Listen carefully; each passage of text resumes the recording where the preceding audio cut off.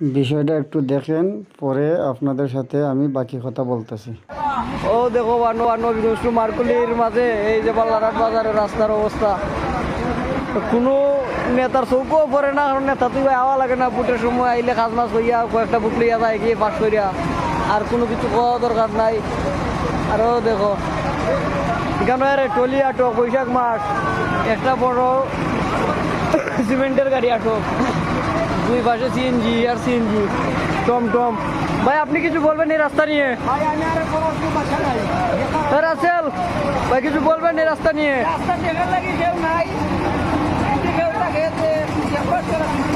আমরা কইলাম যে পুটের সময় পুট নেওয়া হয়, যা যতটুকু আমরা খাম আর কিছু নাই। বুটিবার সময় বাবা চাষা বুট নেন, রাস্তা দেখার লাগে কেউ নাই। ওই যখন একজন পথচারীর অবস্থা, ভ্যান ওই দেখো মানুষের দর্শক, আর দেখো অবস্থা এই রাস্তার অবস্থা। ধরো ভাই বলেন, ভাই বলেন।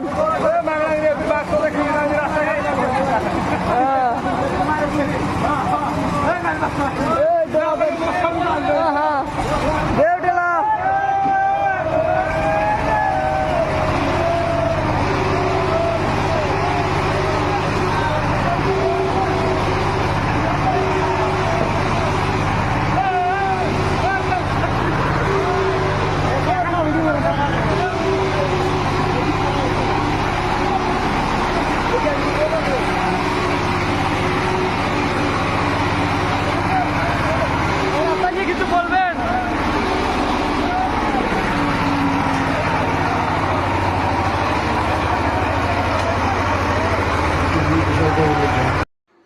এই মার্কুলি টু খাদির বাজারের রাস্তার মধ্যে, এই রাস্তা দিয়ে 50টা গ্রামের মানুষ চলাফেরা করে।